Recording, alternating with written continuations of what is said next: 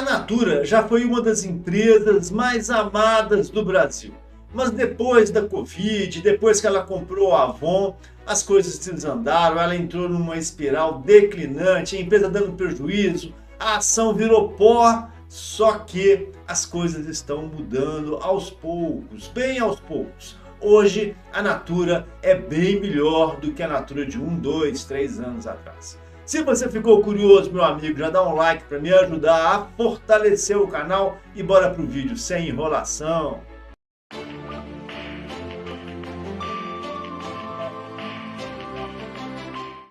Eu vou fazer a avaliação da Natura utilizando a análise dinâmica de balanços. E para isso eu peguei os balanços da Natura de 2019 até 2025. Só que, muita atenção, esses dados aqui já não possuem, a consolidação da Avon, ok? A Avon foi vendida, não faz mais parte do grupo Natura, então esses balanços aqui já foram ajustados. Vamos lá. Então eu peguei os balanços da empresa de 2019 até 2025 e calculei o capital de giro, a necessidade do capital de giro e o saldo de tesouraria. E eu percebo uma empresa que tem uma estrutura financeira sólida. Grau de risco 2. 4,7 bilhões de reais de capital de giro.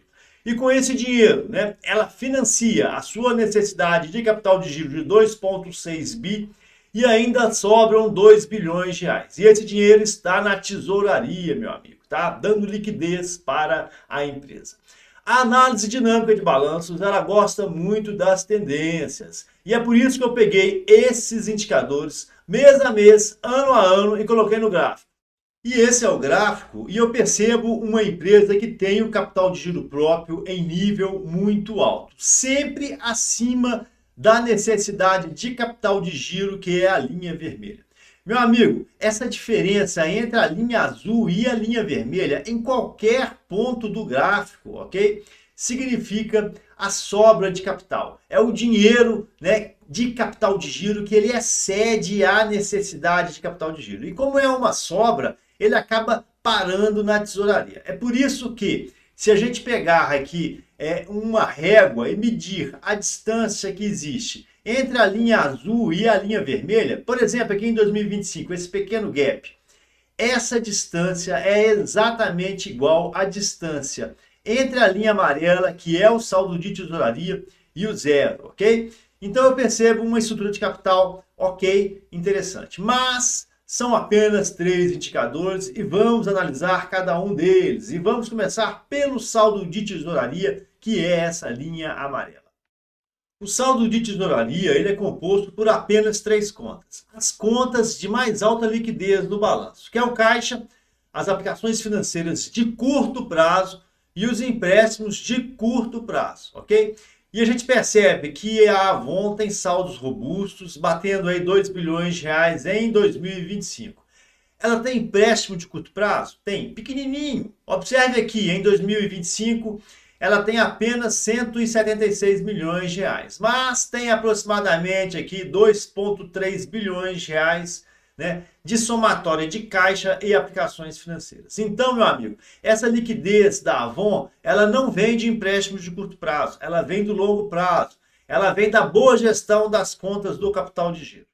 Quando nós analisamos o indicador da necessidade de capital de giro, a primeira coisa que eu faço é comparar o crescimento da receita com o crescimento da necessidade do capital de giro, ok? E no caso da Natura, nós vemos uma empresa que em 2019 faturou aqui 14,4 bilhões de reais e agora em 2024 ela faturou aqui um pouquinho mais de 21 bilhões de reais. Ela cresceu 47% ao longo desses anos, cresceu pouco, Mas a sua necessidade de capital de giro, que lá em 2019 ela era negativa em 75 milhões de reais, hoje, em 2025, ela está positiva em 2,6 bilhões de reais. Em 2024, ela bateu 3,1. Então, eu não preciso nem fazer conta. A necessidade do capital de giro cresceu de uma forma muito forte e desproporcional ao crescimento da receita.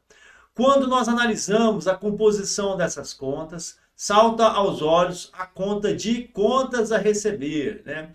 Essa conta ela teve um valor muito dilatado, tá? O prazo médio de recebimento ele passou de 43 dias em 2019 para 112 dias. A empresa até tentou fazer um contraponto aqui na conta de fornecedores, aumentando o prazo de pagamento também de 46 dias para 76 dias. Mas a evolução do contas a receber foi muito brutal, né?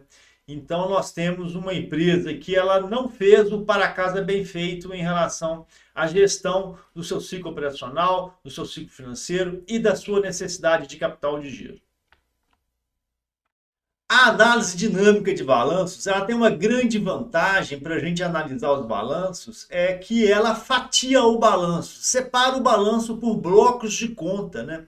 Então fica muito fácil de entender. Mas no caso da Avon, nem a análise dinâmica de balanços consegue dar uma tranquilidade para a gente, deixar o balanço mais tranquilo, né? Mais fácil de ser analisado. O capital de giro dessa empresa, ele já evidencia essa situação que eu estou contando para vocês. Em 2019, a empresa tinha um capital de giro de 1,9 bi. Agora, em 2025, está com um capital de giro de 4,7, né? Quase 5. Bacana, beleza, muito interessante. Mas, se a gente percebe, né, avalia a variação do capital de giro de 2024 para 2025, considerando principalmente algumas contas, a gente toma alguns sustos, né? Observem vocês, né, o capital social sai de 2 bi e vai para 6 bilhões de 2024 para 2025, tá?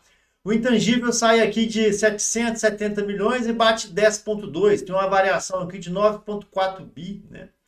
Então, no lado do passivo tem um incremento de 4 bi, do lado do passivo tem um incremento de 9,4 bi, é muita coisa, né? E isso aqui, meu amigo, isso aqui veio do balanço da Avon dos Estados Unidos, né? Que foi praticamente liquidada. E aqueles ativos que faziam parte da Avon América Latina, eles vieram para o balanço da Natura, ok? Tem algo muito cristalino aqui, que é o aumento do endividamento da empresa. De 2024 para 2025, a empresa contraiu mais de 3,8 bilhões de reais em empréstimos de longo prazo, aqui no mouse, tá? Então, assim, é um balanço complexo, mesmo para análise dinâmica de balanço. E o endividamento? A Avon é uma empresa endividada? Para responder essa pergunta, eu gosto de pedir ajuda ao indicador dívida líquida dividido pelo EBIT, né? E no caso da Avon, se a gente pegar a dívida líquida da empresa de 2025, que está estimada em 4 bilhões de reais aqui no mouse, dividir pelo EBIT de 1,2, nós vamos ter um indicador de 3,7. Então, meu amigo, hoje, que é o que interessa, a Avon tem um indicador de endividamento relevante. A gente tem que ter cuidado. A empresa está deixando muito dinheiro em resultado financeiro negativo. Em 2024, ela gerou um resultado financeiro negativo de 550 milhões de reais. Agora, em 2025, meu amigo, ela já pagou 739 milhões, vai bater fácil, 1 bilhão de reais. Quando nós analisamos os indicadores de performance, a gente fica assim meio perplexo, né? Mesmo agora com a empresa se livrando da Avon, né? A receita cresceu, saiu de 14,4, bateu 21,2, né? Cresceu algo em torno de 45%.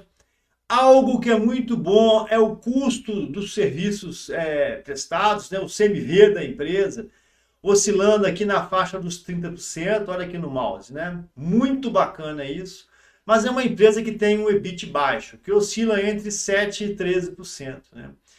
O problema da Natura não é o custo, é a despesa administrativa de venda, são as despesas gerais, são a gestão de estoque, são os galpões, a estrutura administrativa da companhia que é muito pesada, né? E é por isso que essa empresa dá um EBIT muito baixo, tá? Lucro líquido ele tem oscilado ao longo dos anos, né? Mas em 2024 a empresa chegou até a dar um lucrinho aqui de 3,6. Em 2025 ela já está no prejuízo em 9,4, principalmente em função dos prejuízos que ela teve que trazer da operação dos Estados Unidos, Ásia e África para o seu balanço, né? Afinal de contas, a operação foi descontinuada, né? Só nessa brincadeira 1,8 bi, mas isso aqui é não recorrente, né? Ok? Mas, quando a gente considera esse prejuízo não recorrente, a companhia ela teve aí um prejuízo aí na faixa dos 9% em relação à sua receita, tá? Isso aqui são dados somente da parte dos sócios controladores. O que não é controlador, eu expurgo da base aqui, porque não me interessa, não é dinheiro da Natura, né? Então é um balanço ruim, são indicadores de performance muito fracos. E aí, meu amigo, o que você achou da parte econômico-financeira da Natura? Eu acho o seguinte, a voz já diz tudo, né? Quando eu começo a analisar uma empresa e eu gosto dela, minha voz vai ficando mais agitada, eu vou ficando mais agitada, a pupila dilata, né? E aí quando a gente pega uma empresa assim que não está muito legal, tal, e aí a gente vai ficando mais, né, caidaço, é normal, né? A gente é humano, né? Nós temos sentimento e a gente percebe uma empresa que tem um potencial sensacional que é o da Natura, né, cara? E aí, quando você espreme o pano, você vai ver que é uma empresa que até tem uma estrutura de capital interessante, tem um capital de giro robusto, que consegue financiar a sua necessidade de capital de giro, tem tesouraria, tem liquidez, ela tem volume de faturamento, né? Mesmo tirando a Avon, a Natura é uma empresa que em 2024 faturou aí seus 21 bilhões de reais. Em 2025 vai faturar menos, cara, tá? Deve faturar aí uns 19, não vai chegar a 20, mas assim, faturar 20 bilhões de reais é difícil, cara, é muita grana, né? E aí a gente olha o custo da mercadoria vendida. A Natura tem um custo de 33%, custo baixinho, né, cara? Produzir, né, fabricar os produtos da Natura não é o problema. O problema é vender. As despesas administrativas, as despesas com vendas, as despesas gerais, ela come o EBIT da empresa, né, de uma forma muito forte, aliás, come a margem bruta, né? E aí nós temos uma empresa que tem um EBIT bem pequenininho, na faixa aí de 8%, 9%, não chega a 10%, né? E além disso, ela é uma empresa que tem um nível de endividamento relevante, a Natura deve hoje algo em torno de 4 bilhões de reais, dívida líquida, né? Em 2025, o resultado financeiro dela vai ser muito forte, né? Muito negativo. Essa empresa deve bater um resultado financeiro superior a 1 bilhão de reais. Para o ano de 2026, eu até acho que esse resultado financeiro ele vai diminuir, vai ter menos interferência aí da unidade americana, enfim, esse tipo de coisa.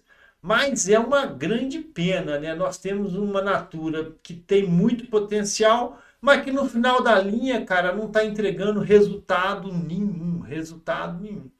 Mas é importante a gente entender um pouquinho da história, do business da Natura, para daí a gente fazer uma conclusão se compensa ou não investir nessa empresa.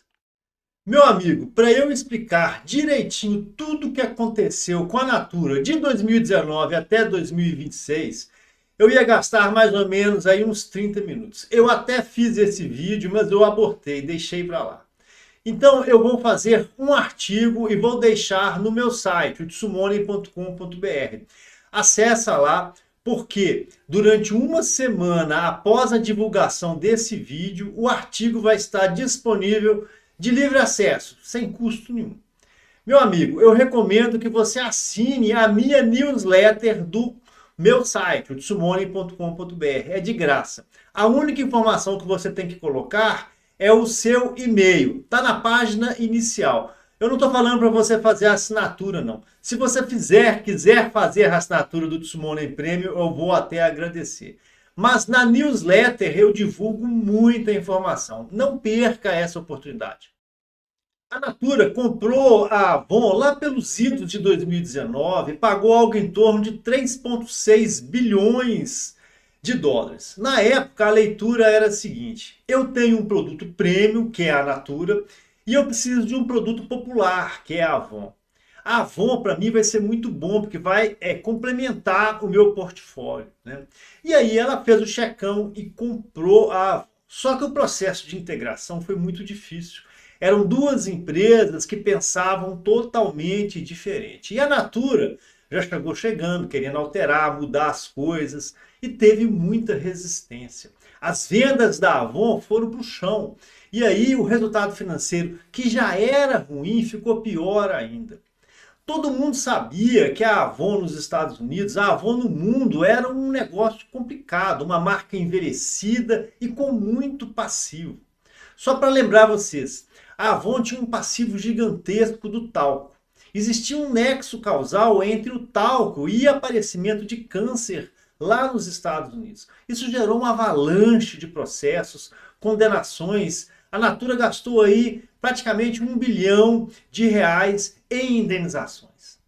E aí a musculatura da empresa ela foi enfraquecendo, né? Principalmente porque o endividamento dela aconteceu no pós-Covid, né? A Natura comprou a Avon em 2019, a taxa de juros estava baixinha, mas logo depois do fundo da taxa de juros, que aconteceu aí por volta de 2020, a taxa de juros começou a subir, as despesas financeiras ficaram pesadas e tanto a Natura nos Estados Unidos quanto aqui no Brasil começou a ter uma situação muito complicada sob o ponto de vista de endividamento e de resultado. Aí a Natura decide vender as joias da coroa, que eram duas empresas. A Aesop, que vendeu, se não me falha a memória, por 2,5 bilhões de dólares, e a The Body Shop, que vendeu por mais ou menos 1 bilhão de euros. Pegou esse dinheiro, botou no caixa, mas não serviu para nada, porque a empresa estava totalmente endividada. E a questão do talco consumia muitos recursos. Lá pelos idos de 2024, a empresa entra com um pedido de recuperação judicial nos Estados Unidos, mas isso foi só uma estratégia. Ela queria blindar o Brasil. E ela fez direitinho, ela blindou, ela vendeu a Avon, Europa, África e Ásia para um fundo americano por €1, né? E montou uma trust, um fundo que seria responsável por pagar aquelas ações judiciais nos Estados Unidos, aquela mesma história do tal. E aí ela se blindou e voltou para o Brasil somente com a parte residual da Avon, que é a Avon América Latina, beleza? Custou muito caro. Só essa transação com esse fundo americano, na qual ela passou a propriedade da Avon Europa, Ásia e África, custou uma fortuna, né? Porque na verdade esse fundo comprou por $1. Mas assim, ninguém ia comprar uma Avon totalmente cheia de problemas por $1, né? Então existia uma dívida da Avon com a Natura no Brasil, que essa dívida foi perdoada, coisa aí na faixa dos 550 milhões de dólares, né? Esse fundo solicitou um aporte de recurso adicional, a Natura foi lá e pagou. Então assim, foi feita uma engenharia para a Natura ficar livre da Avon Europa, Ásia e África e ficar livre do processo do talco, né? E aí hoje nós temos uma Natura que é aquela lá anterior de 2018, adicionada da Avon América Latina. Na verdade, no fritar dos ovos, a Natura pagou algo em torno de 30 bilhões de reais pela Avon América Latina. Foi um péssimo negócio, né? E hoje a empresa está num processo de reconstrução. Nós temos uma Natura com margens baixas e cheia de problema ainda. O balanço de 2025 ele é bem melhor que os balanços anteriores, mas ainda tem muito que melhorar. Tanto a nível de ter um balanço mais claro, sem problema, um balanço translúcido, transparente, quanto a nível de resultado. A Natura, ela entrou num buraco enorme e ela fez muito, ela já se recuperou demais, mas existe um grande caminho pela frente, né? O preço de suas ações está lá embaixo. Cara, mas pode cair mais, ok? Se eu recomendo a compra, meu caro, eu não recomendo a compra. O case da Natura é extremamente complexo. Para longo prazo eu não recomendo. Para dividendos eu não vou nem comentar. Para swing trade seria importante a gente esperar ela reverter essa tendência de queda que já dura anos, beleza? Então fique atento. E mais uma vez, se você quer ter acesso a um estudo detalhado da Natura, vai no meu site que está lá, beleza? Muito obrigado, bons investimentos e principalmente, fiquem com Deus.